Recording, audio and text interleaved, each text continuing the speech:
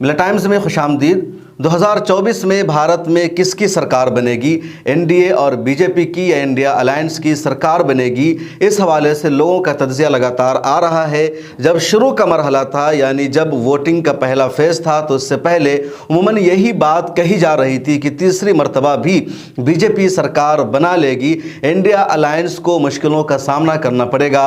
लेकिन जैसे पहले फेज़ की वोटिंग हुई, दूसरे फेज़ की वोटिंग हुई, लोगों का तज्जिया बदलने लगा, माहौल बदलने लगा। खुद नरेंद्र मोदी का जो इंटरनल सर्वे है, उनकी जो रिपोर्ट है, उनकी जो जुबान है, उनका जो लबो लहजा है, वो बदल गया और इससे चीज़ें साफ होने लगी कि 2024 में बीजेपी की किसी भी हाल में वापसी नहीं होगी, इंडिया अलायंस की सरकार बनेगी। और ये जो नैरेटिव है लगातार बढ़ता जा रहा है, मजबूत हो रहा है। लोग अलग अलग एतबार से बता रहे हैं कि किसको कितनी सीटें मिलेगी। पिछले दिनों हमने इंडिया अलायंस का एक एग्जिट पोल भी बताया था, जिसमें सब लोगों का यही कहना था कि 200 से ज़्यादा सीटें बीजेपी को नहीं मिल पाएगी और आसानी से इंडिया अलायंस की सरकार बन जाएगी। इन दिनों एक और सोशल मीडिया पर सर्वे या तज्जिया वायरल हो रहा है, जिसमें यह बताया गया है कि बीजेपी को कहां कितनी सीटें मिल सकती है और इंडिया अलायंस को किस स्टेट में कितनी सीटें मिल सकती है। यह तज्जिया सोशल मीडिया पर तेजी के साथ वायरल हो रहा है। किसका तज्जिया है, किसने फिगर काउंट किया है, नाम नहीं लिखा हुआ है, लेकिन लोगों को यह जेन्युइन लग रहा है और इसी वजह से यह बहुत ज़्यादा वायरल हो रहा है। यह हाथ से ही लिखा गया है और लोकसभा की 543 सीटों का इसमें तज्जिया पेश किया गया है। स्क्रीन पर आप इस लिस्ट को देख भी सकते हो, मैं पढ़कर आपको बता रहा हूं। सबसे पहले इसमें केरला का बताया गया है। केरला में लोकसभा की 20 सीटें हैं और 20 सीटों में से इंडिया अलायंस को वहां 19 सीटें मिल जाएगी। बीजेपी को एक भी सीट केरला में नहीं मिलेगी। एक सीट अगर वहां किसी को मिल सकती है तो सीपीएम को मिलेगी। दूसरा स्टेट इसमें तमिलनाडु को रखा गया है। तमिलनाडु में लोकसभा की कुल 39 सीटें हैं, एक बड़ा स्टेट है और वहां इंडिया अलायंस को 18 सीटें मिलेगी। बकिया सीटें दूसरी पार्टी को मिलेगी और उस पार्टी का भी बीजेपी से या एनडीए से कोई ताल्लुक नहीं है, क्योंकि एआईडीएमके ने बीजेपी के साथ अलायंस करने से अब साफ इनकार कर दिया है। तो तमिलनाडु में बीजेपी एनडीए जीरो है।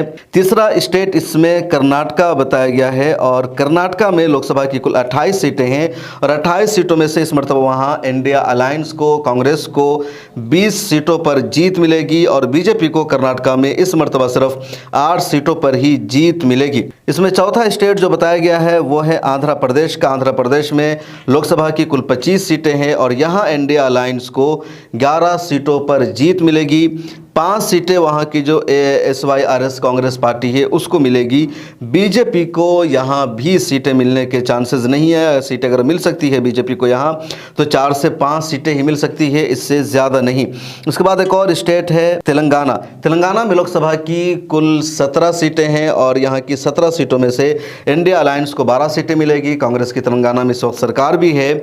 बीजेपी को तेलंगाना में भी कोई कामयाबी नहीं मिलने वाली है और अगर मिल सकती है अदर्स को तो वो 5 सीटें हैं। उसके बाद एक और मशहूर लोकसभा का एरिया है महाराष्ट्र का। महाराष्ट्र में लोकसभा की 48 सीटें हैं और 48 में से 30 सीटें इंडिया अलायंस को इस मरतबा मिलेगी। बीजेपी या एनडीए को सिर्फ 15 सीटों पर जीत मिल सकती है।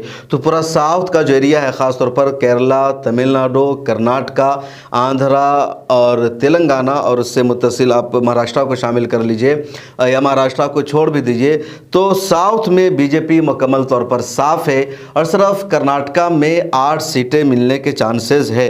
तो ये इंडिया अलायंस का एक बड़ा मेजर उनका अपना है कि वहाँ सिर्फ उनका दबदबा है, बीजेपी का नहीं है। उसके बाद अब आ जाते हैं महाराष्ट्र के बाद गुजरात में।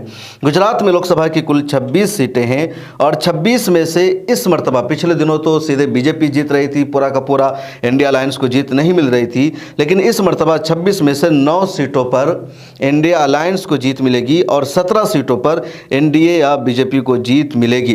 राजस्थान में लोकसभा की कुल 25 सीटें हैं। 2019 में यहां बीजेपी को 25 की 25 सीटों पर जीत मिली थी। इस मरतबा कहा जा रहा है कि राजस्थान में भी 10 सीटों पर बीजेपी 10 सीटों पर इंडिया अलायंस को या कांग्रेस को जीत मिलेगी और 15 सीटों पर बीजेपी को जीत मिलेगी।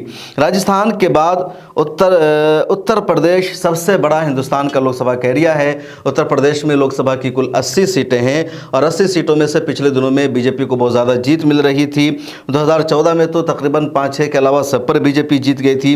इस मरतबा का सर्वे यह है कि उत्तर प्रदेश में 26 लोकसभा की सीटों में सिर्फ 32 पर ही बीजेपी को जीत मिलेगी और 46 पर इंडिया अलायंस को जीत मिलेगी। 2 अदर्स पार्टियों को वहाँ जीत मिलेगी, ये इसमें दावा किया गया है। हालांकि कुछ लोगों का ये कहना है कि एनडीए को या बीजेपी को उत्तर प्रदेश में इस मरतबा भी 50 से 55 सीटों पर जीत मिलेगी, लेकिन इसमें कहा जा रहा है कि एनडीए को, बीजेपी को उत्तर प्रदेश में सिर्फ 32 सीटों पर ही जीत मिलेगी। अगर ऐसा हो जाता है तो फिर बीजेपी की सरकार बनने के कोई भी चांसेस नहीं बच पाएंगे। उत्तर प्रदेश के बाद दिल्ली की बात कर लेते हैं। दिल्ली में लोकसभा की कुल 7 सीटें हैं और 7 सीटों में से कहा जा रहा है कि 7 की 7 सीटें इंडिया अलायंस को मिलेगी, बीजेपी को 0 सीट मिलेगी, यानी बीजेपी को दिल्ली में एक भी सीट पर जीत नहीं मिलेगी। लेकिन मेरा अपना पॉइंट ऑफ व्यू ये है कि ये एक्चुअल नहीं है। दिल्ली में 4 सीटों पर जीत मिल सकती है इंडिया अलायंस को, लेकिन 3 पर बीजेपी भी यहाँ जीतेगी। हरियाणा में लोकसभा की 10 सीटें हैं और हरियाणा में 10 सीटों में से 8 पर इंडिया अलायंस को जीत मिलेगी, बीजेपी को यहाँ सिर्फ 2 पर जीत मिलेगी, ऐसा कहा जा रहा है। हरियाणा के बाद पंजाब की बात कर लेते हैं। पंजाब में लोकसभा की कुल 13 सीटें हैं और इन 13 सीटों में से इंडिया अलायंस को यहाँ 12 सीटों पर जीत मिलने के चांसेस है। उसके बाद उत्तराखंड में 5 लोकसभा की सीटें हैं और 5 में से 2 पर जीत मिलेगी, बकिया 3 पर यहाँ बीजेपी एनडीए अलायंस को जीत मिलेगी। हिमाचल प्रदेश में लोकसभा की 4 सीटें हैं और 4 में से यहाँ 3 पर कांग्रेस इंडिया अलायंस को जीत मिल सकती है। इसके अलावा 1 पर यहाँ बीजेपी को जीत मिलने के चांसेस हैं। जम्मू एंड कश्मीर में लोकसभा की कुल 5 सीटें हैं और 5 की 5 सीटें यहाँ इंडिया अलायंस को मिलेगी, बीजेपी यहाँ 0 है। बीजेपी कश्मीर के इलाकों में इस मरतबा चुनाव भी नहीं लड़ रही है। बिहार में लोकसभा की कुल 40 सीटें हैं और यहाँ की 40 सीटों के बारे में दावा ये किया जा रहा है कि 40 में से 22 सीटों पर इस मरतबा इंडिया अलायंस को जीत मिलेगी, 17 सीटों पर यहाँ बीजेपी या एनडीए को जीत मिलेगी। झारखंड में लोकसभा की 14 सीटें हैं और 14 में से 9 सीटों पर इंडिया अलायंस को जीत मिलेगी, 6 पर बीजेपी को जीत मिलेगी। छत्तीसगढ़ में लोकसभा की कुल 11 सीटें हैं और यहाँ 11 में से 6 पर इंडिया अलायंस को जीत मिलेगी, 5 पर बीजेपी को जीत मिलेगी। उड़ीसा में लोकसभा की कुल 21 सीटें हैं और यहाँ 6 पर इंडिया अलायंस को जीत मिलने के चांसेस है, 4 पर यहाँ बीजेपी या एनडीए को जीत मिलेगी, बकिया वहाँ की जो लोकल पार्टी बीजू जनता दल उसको जीत मिलेगी। बंगाल में लोकसभा की 42 सीटें हैं और 42 में से इंडिया अलायंस को, कह लीजिए ममता बनर्जी, कांग्रेस वगैरह को 36 सीटों पर जीत मिलेगी और मोदी को सिर्फ 5 सीटों पर जीत मिलेगी। लेकिन मुझे ऐसा नहीं लग रहा है क्योंकि यहाँ 36 सीटों पर इंडिया अलायंस का जितना मुश्किल है, क्योंकि यहाँ इंडिया अलायंस के आपस में इख्तलाफ है। ममता बनर्जी ने कांग्रेस के साथ यहाँ अलायंस नहीं कर रखा है, इस वजह से कई सीट ऐसी है जहाँ कांग्रेस और ममता बनर्जी के उम्मीदवारों में वोटों का बंटवारा हो रहा है। असम में लोकसभा की 14 सीटें हैं और 14 में से 7 सीटों पर इंडिया अलायंस को जीत मिलेगी और 7 पर मोदी को मिलेगी, ऐसा इसमें कहा जा रहा है। लेकिन ये भी फैक्ट नहीं है। इस मरतबा असम में 5 सीटों पर ही जीत मिल सकती है, 2 पर यूडीएफ को जीत मिलेगी। यूडीएफ को हो सकता है कि इंडिया अलायंस से जोड़कर देखा जाए, क्योंकि ज़रूरत पड़ने पर ये लोग ज़रूर सपोर्ट कर देते हैं। ये अलग बात है कि कांग्रेस वाले यूडीएफ को कभी अपने साथ लेने की कोशिश नहीं करते हैं। सिक्किम में लोकसभा की 1 सीटें हैं और यहाँ 1 पर इंडिया अलायंस को जीत मिलने का दावा किया जा रहा है। इसके अलावा दादरा में लोकसभा की 2 सीटें हैं, इसमें से एक बीजेपी, एक एनडीए, एक कांग्रेस को।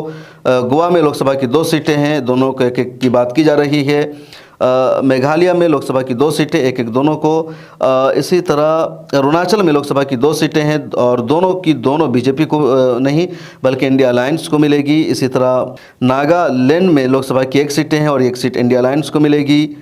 इसी तरह मणिपुर में लोकसभा की 2 सीटें हैं और दोनों सीट इंडिया अलायंस को मिलेगी, बीजेपी यहाँ 0 है। मिजोरम में 1 सीट है, 1 सीट इंडिया अलायंस को मिलेगी, बीजेपी 0।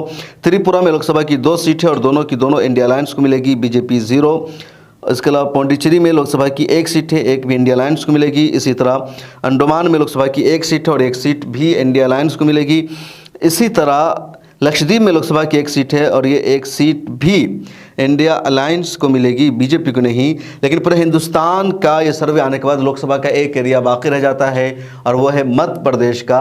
मध्य प्रदेश के बारे में इसमें दावा किया गया कि वहाँ 29 लोकसभा की सीट है और 29 में से 14 पर कांग्रेस या इंडिया अलायंस को जीत मिलेगी और 15 पर वहाँ बीजेपी या इंडिया अलायंस को जीत मिलेगी। इसके मुताबिक जो टोटल इसमें है तो कहा जा रहा है कि कुल 313 सीटों पर इंडिया अलायंस को जीत मिलेगी और बीजेपी को या एनडीए को सिर्फ 181 सीटों पर जीत मिलेगी। इस सर्वे के मुताबिक आपको क्या लग रहा है, क्या सच में इंडिया अलायंस को 313 सीटें मिल जाएगी और बीजेपी को 181 सीटें ही मिलेगी? अपना ख्याल कमेंट सेक्शन में ज़रूर लिखिए, फिर मुलाकात होगी।